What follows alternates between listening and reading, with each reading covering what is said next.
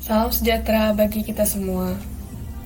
Izin memperkenalkan diri, nama saya Widyaning Kinasih Haryono dengan NIM 20210155, kelas A2 Prodi Pendidikan Bahasa dan Sastra Indonesia, IKIP Siliwangi.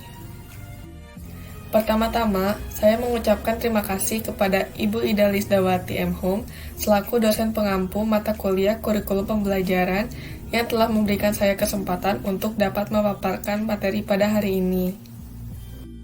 Materi yang akan saya bahas berjudul Model Pengembangan dan Organisasi Kurikulum. Sebelum menuju ke pembahasan yang lebih mendalam, apa sih pengertian dari model pengembangan? Dari kata model, yaitu acuan atau ragam dari sesuatu yang akan dibuat atau dihasilkan. Sedangkan model pengembangan kurikulum yaitu langkah atau prosedur sistematis dalam proses penyusunan kurikulum. Pengertian ini senada dengan pengertian model sebagai acuan untuk mengembangkan kurikulum. Di sini saya akan memberikan ulasan sedikit mengenai model pengembangan menurut saya sendiri. Model pengembangan merupakan proses konsep dengan usaha meningkatkan fungsi dengan acuan yang telah ada sebelumnya. Di dalam model pengembangan dan organisasi kurikulum terbagi lagi menjadi beberapa bagian. Di dalam model pengembangan terbagi menjadi 3. Yang pertama, mendesain, yang kedua, menerapkan, dan yang ketiga, mengevaluasi. Sedangkan dalam organisasi kurikulum terbagi menjadi 5. Yang pertama, ruang lingkup, yang kedua, urutan bahan, ketiga, kontinuitas, keempat, keseimbangan, dan yang terakhir, keterpaduan. Materi yang berikutnya adalah model-model pengembangan kurikulum.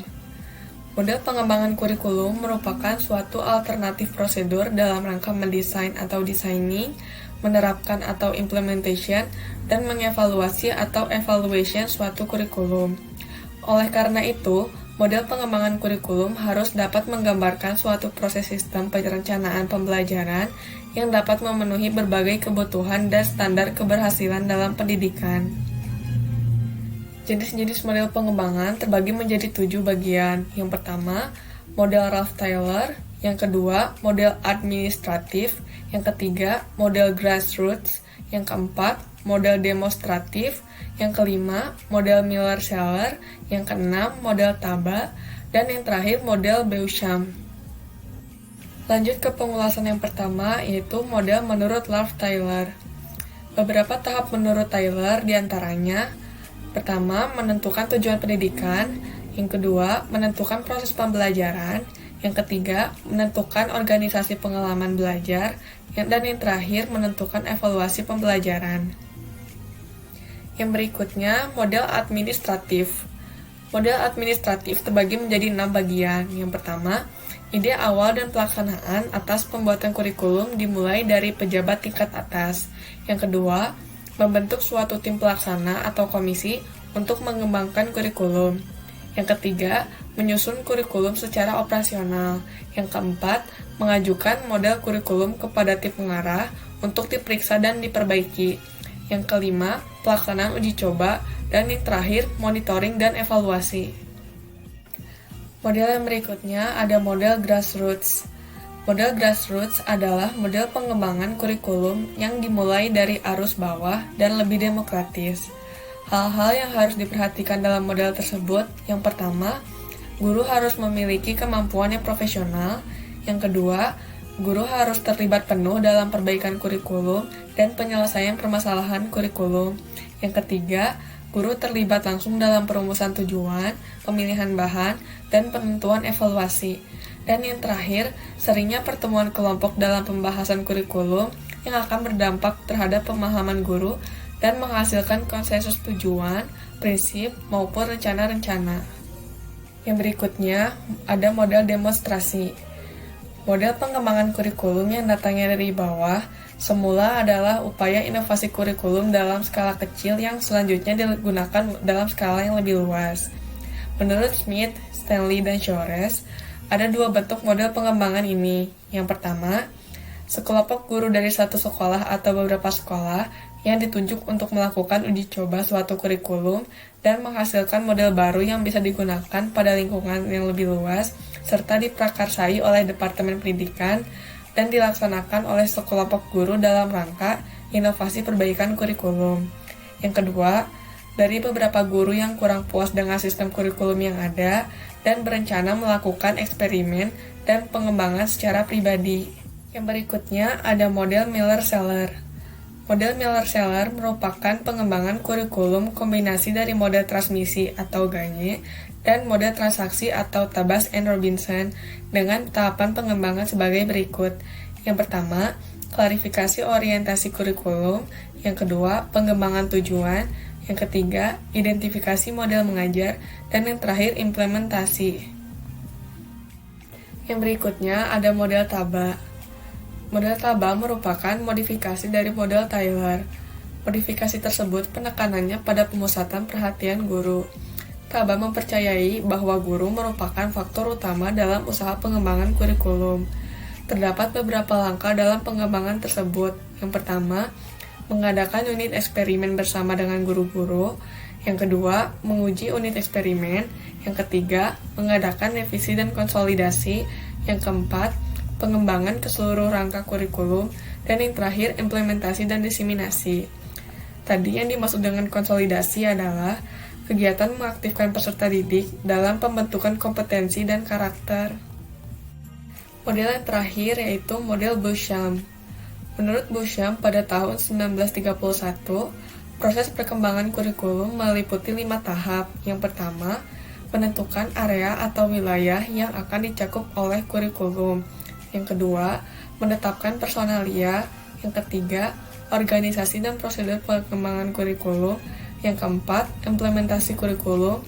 Dan yang terakhir, evaluasi kurikulum. Materi yang selanjutnya yaitu organisasi kurikulum. Organisasi kurikulum merupakan pola susunan sajian kurikulum yang bertujuan untuk mempermudah siswa dalam mempelajari bahan pelajaran, serta mempermudah siswa dalam melakukan kegiatan belajar sehingga tujuan pelajaran dapat dicapai secara efektif.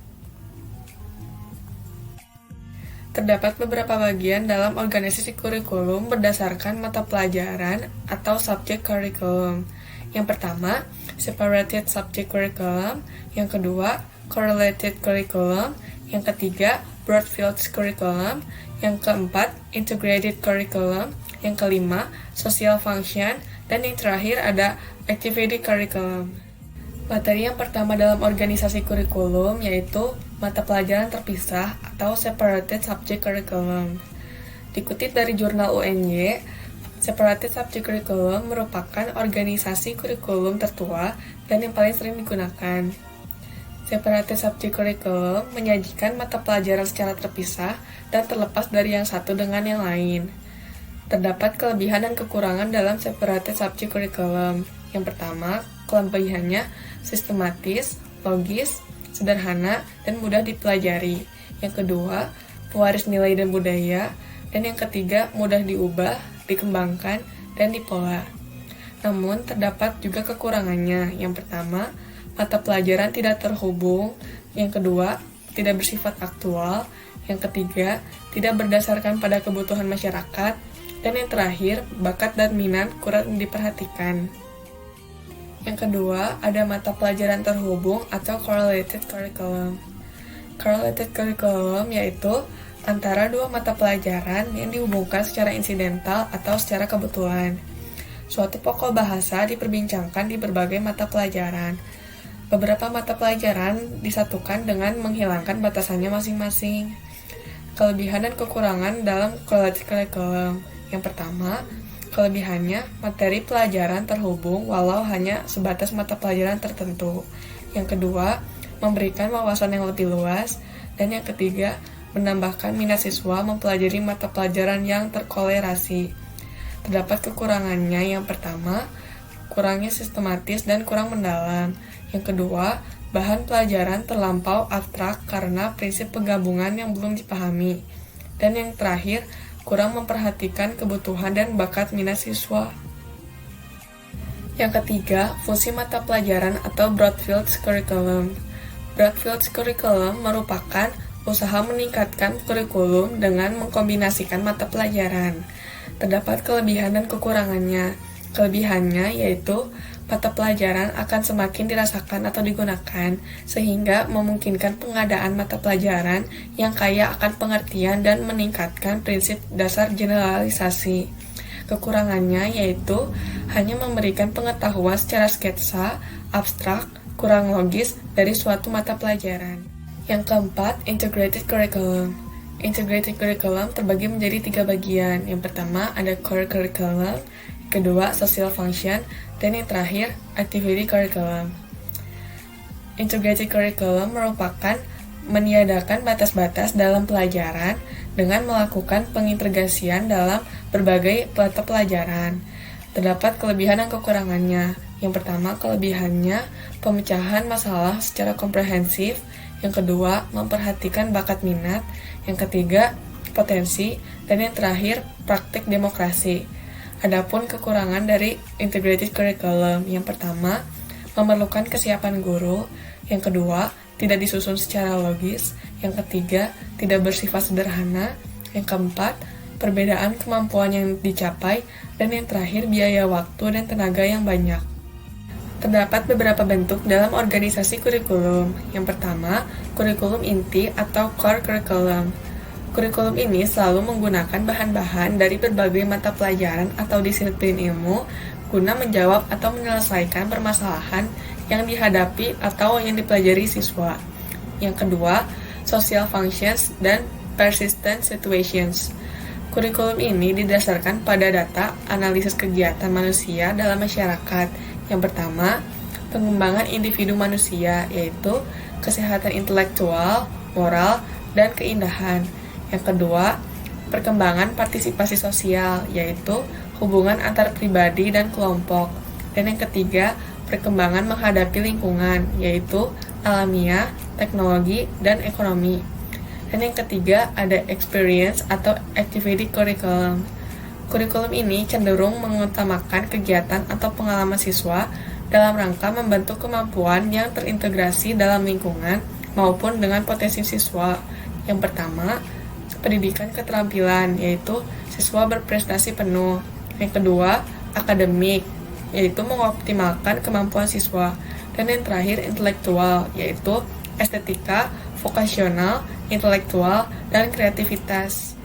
Terdapat 4 pembelajaran proyek yang dapat dikembangkan dalam activity curriculum. Di antaranya, yang pertama, construction on creative project atau konstruksi pada proyek yang kreatif. Yang kedua, appreciation on enjoyment project atau apresiasi pada proyek. Yang ketiga, the problem project atau masalah pada proyek.